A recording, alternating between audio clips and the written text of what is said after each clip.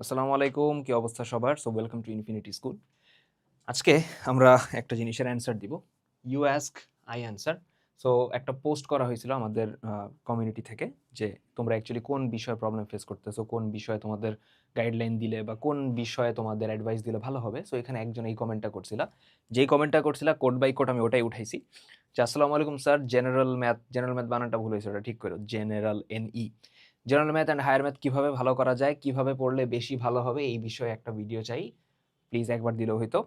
SSC ২৮। আচ্ছা, যে করছো মনে নেই আমার নামটা, ইউটিউবের কমেন্ট বক্সে ছিল।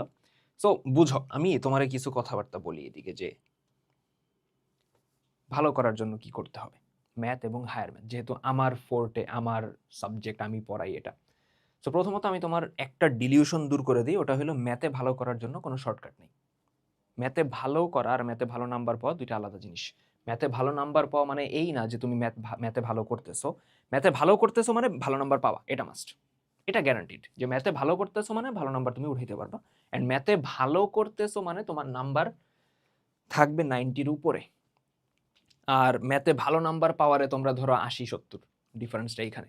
সো একদম প্রথম কাজ কি হবে জানো? Assess yourself. তুমি নিজের অ্যাসেস করো যে আমি আসলে কই আছি, ম্যাথে আমার অবস্থাটা কিরকম, ম্যাথে এক্সাম দিলে আমি কত পাই, ১০০-তে ৬০ পাই, ৭০ পাই, ৫০ পাই, ৮০ পাই, কই পাই, কত পাই, ওটা বুঝো আগে। সো যদি মনে হয় যে ৬০-৭০ পাইতেছো, ইট ইজ নট গুড। ম্যাথে ৯০-র নিচে পাওয়া ইজ এ লেজিটিমেট ক্রাইম। ম্যাথে ৯০-র নিচে পাওয়া যাবে না, যাবে না, বুঝো, স্ট্রেট আপ যাবে না। ম্যাথে ৯০-র উপরে পাওয়াটা ওয়ে টু ইজি। জানি কমেন্ট বক্সে আমার গালি দিবা, বাট ওয়ে টু ইজি।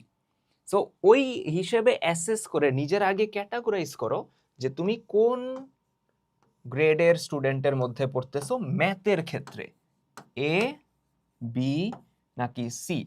এ ক্যাটাগরির পোলাপান হইলো 90%-এর উপরে পাইতেছে, বি ক্যাটাগরি হইলো ধরো 70 থেকে 80-র মধ্যে পাইতেছে, আর তার নিচের পাবলিকদের আমি 70%-এর নিচের পাবলিকদের আমি সি ক্যাটাগরি ধরতেছি। সো এখন এইখানে তুমি করবাটা কি? অ্যাসেস তো করে ফেললা তুমি কই আসো, দেন তুমি একটা চার্ট বানাবা। তুমি এসএসসি ২৮ যেহেতু, ২৭ হলে এই চার্টটার দরকার হবে, ২৮-এর দরকার নেই। ২৭ চার্ট বানাবা যে তোমার কি কি বাকি আছে। ২৮-এর এই চার্টটা দরকার নেই, কারণ ২৮-এর কি মানে তোমার সবই বাকি, তুমি শুরু করছো তোমার স্কুল লাইফ, যদিও জুন মাস ৫ মাসের বেশি হয়ে গেছে। এখন জিনিসটা বুঝি, ম্যাথে ভালো করার জন্য যারা এ ক্যাটাগরির স্টুডেন্ট তাদের এই অ্যাডভাইসের দরকার নেই, কারণ তারা রেগুলারলি এমনি ম্যাথ করে দেখেই এ ক্যাটাগরিতে আছে। বাকি দুই ক্যাটাগরির মানুষজন যারা আছে না, তাদের ক্ষেত্রে যে জিনিসটা করতে হবে বুঝছো, জাস্ট একটা জিনিস লাগবে, কনসিস্টেন্সি। তোমরা এই জায়গাটাতে আটকাও, তোমরা এই জায়গাটাতে আটকাও। আমি ডেইলি, যারা বি আর সি ক্যাটাগরি আসো, ডেইলি আমি মিনিমাম ১ আওয়ার ম্যাথকে দিতেছি কিনা। আমি পরীক্ষার আগে ৩ দিনে ৩০ ঘন্টা ম্যাথকে দিছি, ডাজেন্ট ম্যাটার। আমি ১ মাসে প্রতিদিন আধা ঘন্টা করে ১৫ ঘন্টা ম্যাথকে দিছি, ওইটারও বেটার। কনসিস্টেন্সি, প্রতিদিন অল্প অল্প, প্রতিদিন অল্প অল্প, ঠিক আছে? সো পরীক্ষার আগের রাতের পড়াটা ডাজন্ট কাউন্ট। আমি সবসময় বলি পরীক্ষার আগের রাতে তুমি যা পড়ছো ওটা পরীক্ষা দিয়ে আইসা মাথা থেকে বের হয়ে যায়। আমার কনসিস্টেন্সি, রেগুলার পড়া রাখবে। সো ম্যাথে ভালো করবা কিভাবে? ফার্স্ট স্টেপ, ক্লাস করবা। হইতে পারে ব্যাচে পড়তেছো কারো কাছে ম্যাথে, হইতে পারে তুমি বাসায় তোমার টিচার আছে এসে পড়াইতেছে, হইতে পারে তুমি স্কুলে পড়তেছো, হইতে পারে তুমি অনলাইনে আমাদের প্ল্যাটফর্মে আসো, অন্য কোনো প্ল্যাটফর্মে আসো, যেখানেই থাকো না কেন, তুমি ফার্স্টে যেই চ্যাপ্টারটাই টার্গেট করতেছো ওই চ্যাপ্টারের ক্লাস করবা। ঠিক আছে? ক্লাস করবা, নোট করে করে ক্লাস করবা। হাত আর কলম কাজে লাগাইতে হবে, ঠিক আছে? সো নোট করে করে ক্লাস করবা। সো ক্লাসে তোমার স্যার বা ভাই কিছু ম্যাথ করাবে, ঠিক আছে? দেন তোমার কাজ হলো ক্লাস শেষ করে ওই ম্যাথগুলা নিজে করবা, যেগুলা করাইছে।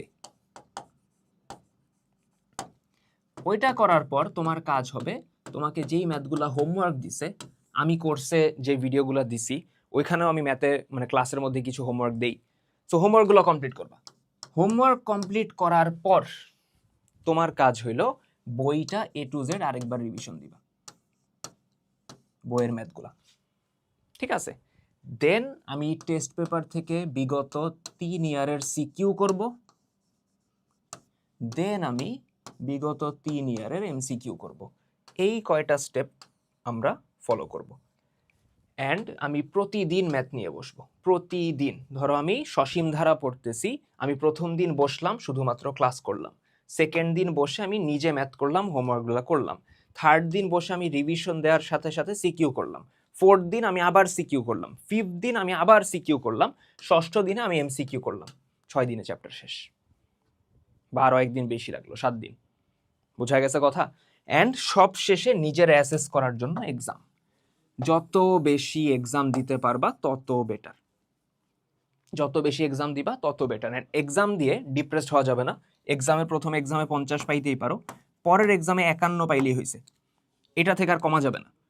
প্রত্যেক এক্সামে 1 মার্ক করেও যদি বৃদ্ধি পায়, 50 থেকে 100-তে যাইতে তোমার 51টা এক্সাম লাগতেছে। তুমি 9 থেকে 10-এ 51টা এক্সাম তো দিতেই পারবা। বুঝা গেছে কথা? সো এই জিনিসপত্রগুলো মাথায় রাখবা। ক্লাসের ব্যাপারে আমাদের কমপ্লিট একাডেমিক প্রোগ্রামে এনরোল হয়ে যাও, ডিসক্রিপশনে লিঙ্ক দেওয়া থাকবে, ওখানের মেজরিটি ম্যাথ ক্লাস আমি নিছি। সো ক্লাসে আমি হলো জিনিসপত্র যা যা আসবে সব ভালো মতোই করায় দিই, প্লাস তোমাদের থিওরি থেকে শুরু করে খুঁটিনাটি যা আছে সবই বলে দিই।